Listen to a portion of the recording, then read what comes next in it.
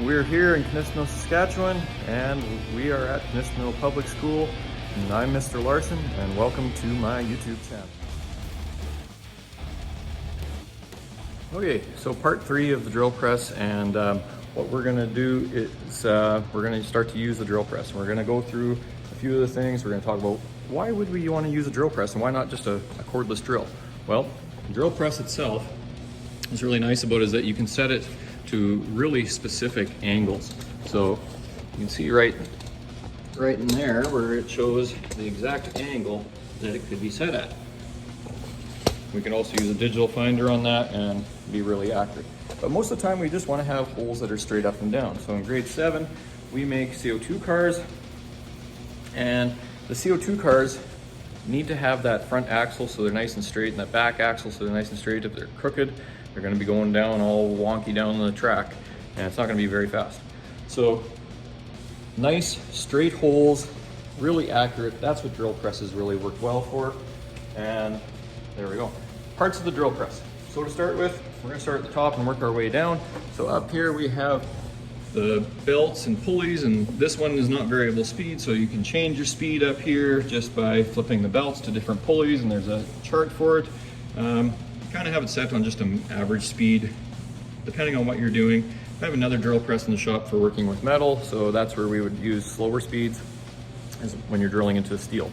So for woodworking, I've got it set kind of at a midpoint. Now you'll notice that safety glasses are required, and along with that, if this belt and pulley guard is ever open, don't use it, especially for somebody like me, a little bit higher, a little bit taller. If that belt happened to break or slip off when you're using it, it could snap back and hit you in the face, hit you in the throat. I may be being a little melodramatic here, but it's not a safe practice. All right, we have our motor. Our motor's at the back. So the one question I often ask kids is it possible to get your hair or loose clothing caught in the motor? No, it's all back in here. The top is all protected. So that motor spins around, it causes those pulleys to move, and then it is attached to this down here, which is our chuck.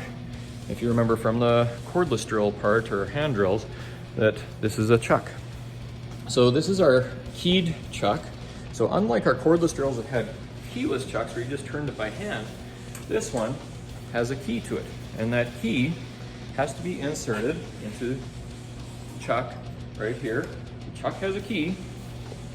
You can see that fits in, and then you turn it to the right to tighten, lefty loosey to loosen. Okay. Now we have our feed lever. So our feed lever feeds the drill bit down into the material. Okay, it's going nom nom nom nom nom. It's eating it up. All right. Next, what we have down here is we have our raising and lowering adjustment. So if you loosen this clamp, and never forget to loosen that clamp and just start cranking on it. I've had students do that in the past. I did that the first few times that I used a drill press in my life and nearly broke this track. There is one of these that the track is broken on in the shop that has been welded back up. And so if you want to raise and lower that table, so here's our table. If you want to raise and lower the table, you got to loosen that clamp. Then you can crank this down, raise it back up. Why would you need to do that? Well, it depends on how big of a piece of material you're working with, how long your drill bit is, and you want to have that as close to the material as possible when you're drilling. When you're done, got your height set, tighten that clamp back up. This side over here, which is a really useful thing, and most machines have one of these. They might differ in how they work, but this is a depth stop. So a depth stop means that it's going to go down, and it's going to stop at that exact same point every time, and I can set that right here. I can set how far it goes down before it stops. Next up, I'm going to add the drill bit. So using this, we're going to add that drill bit in. So turn the chuck lefty-loosey. Notice I do have my hand on it, hand tightening it just like a cordless drill bit, and that's just until we get close, because that would be really awkward to try to turn that with the key all that distance. So ready, tighty, the drill bit's staying in there, and then going to tighten up with the key. I can go around a couple of places, tighten that up. You'll notice that the key has a flat spot on it. That's to put your thumb on, turn it, get a little bit more leverage. Okay, put the key back into the key holder when you're done, and so it doesn't get lost. And also that way then you know that it's not going to get forgotten in the chuck, because if it got forgotten in the chuck, you left it in there and you turn the machine on, that chuck could go flying. All right, so we're gonna lower our cable down like I just showed you so that our piece of material that we're gonna drill into will fit. Tighten that clamp back up. We are ready to roll. Now the next thing that we're gonna do, talk about the on-off switch. Some machines just have a simple toggle switch. This one has a bit of a more safety switch that you push that red button up, reveals the green and red, and then when you're ready to go, you press the green button and it'll start. When you're done, you just have to slap it. So if you're in a bit of a pickle, something's happened that you don't like, you just slap that stop button, and that way it'll quit very quickly and easily, and you're not trying to search for that stop button. All right. So we're ready to go. We haven't checked our depth yet. Let's say we wanted to drill halfway into this piece. Well, what we can do is we're going to set our depth stop. And this is a bit of a slower method, this one. Not my favorite, but it works. And it's got two nuts on this shaft, and you just simply tighten them together, jams them together so it doesn't loosen while you're using it. And there we go, it's going to stop that same stop every time. If you're making crib boards or different things like that where you want to have lots of holes that are the same depth, it'll work. When you're ready, you want to make sure that this piece is secure, so you can use a clamp to clamp that down, or if you feel confident that you can hold on to that, it's not going to be a problem, then you can hold on to that, keeping your hands a safe distance away. Start it up. You're ready, grab the feed lever, drill down and back up.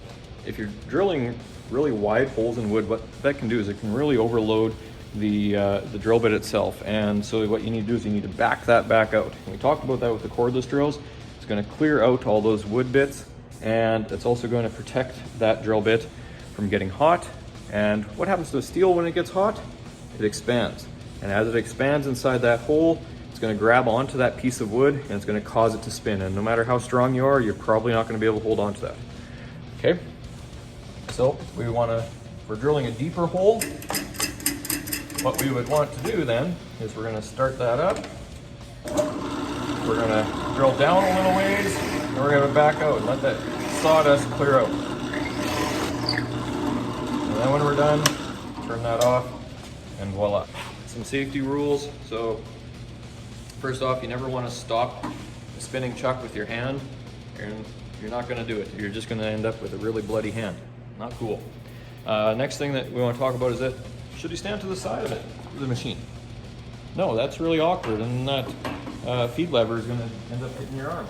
So that's silly. Just stand in front of the machine. Next up then is make sure that that piece of wood is secure. Like I said, if you need to clamp it, get a C-clamp. Clamp that down. There are specific drill press clamps, something that needs to be purchased for here, but a C-clamp will work.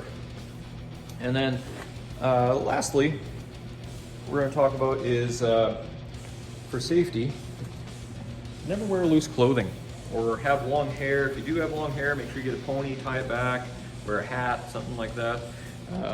Bunny hug strings are really awful. That's a common one that I get kids to tuck the strings in, or just if you got a shirt underneath you're comfortable wearing, to just chuck that bunny hug into another room.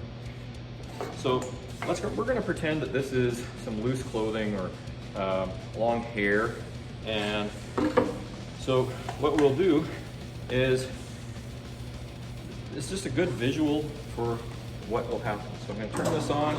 Please don't do this. This is just for a demonstration purpose to show you the seriousness of it. So you drill down and imagine that was your hair spinning around in there. All right.